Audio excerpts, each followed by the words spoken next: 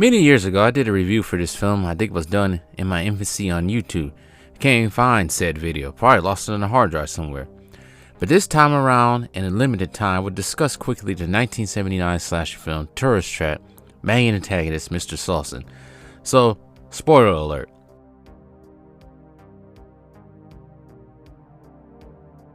Mr. Slauson, played by the late Chuck Connors, he seemed like a nice guy, a lonely man who lost his wife. His brother left the business of helping him run Slauson's Tourist Trap, Slauson's lost oasis, a tourist trap somewhere in California that has seen the decline of visitors since the construction of a new freeway nearby.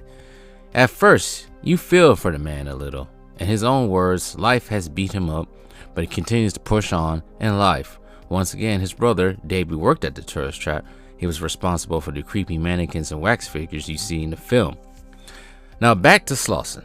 Mr. Slauson is seen as an embittered man, but he does help our protagonists in the film with their broken car and provides some shelter in the meantime, putting everyone at ease. Well, one of the young folk, Eileen, disobeys Slauson's warning to avoid the house on the property, resulting in her death and becoming a mannequin. The young folk realize Eileen has not returned. Slauson discovers she was turned into a mannequin by his evil brother, Davey.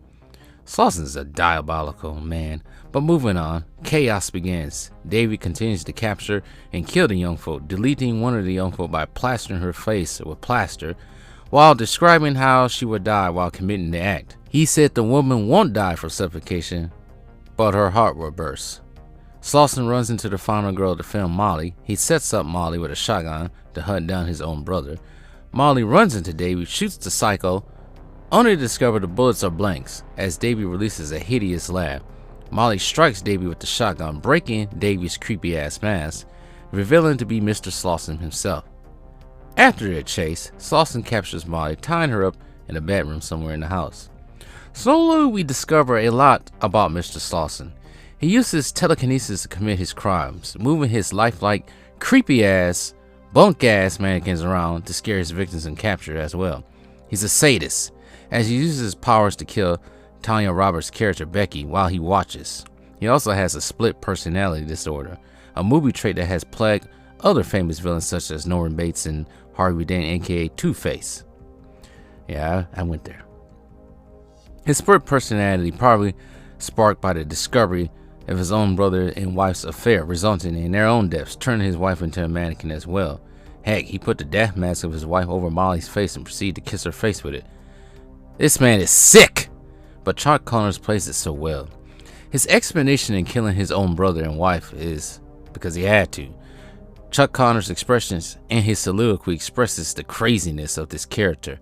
For the powers he has, Mr. Slauson cannot avoid his own demise as he's axed in the neck by Molly in a weird-ass death scene. By this time, Molly had had enough after Slauson starts dancing with his own wife's corpse and also killing Jerry.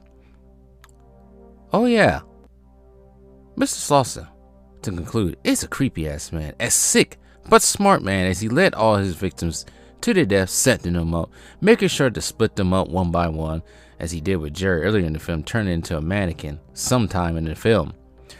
The film wasn't praised on release in the spring of 1979, except it was ridiculed by the critics. But my opinion, the dark ambience, the Texas Chainsaw Massacre without the gore-filled type, the Psycho and House of Wax comparisons, the creepiness of the mannequins makes this film alright in my book. Oh yeah, Tanya Roberts in her prime in this film, but rest her soul, rest in peace to her.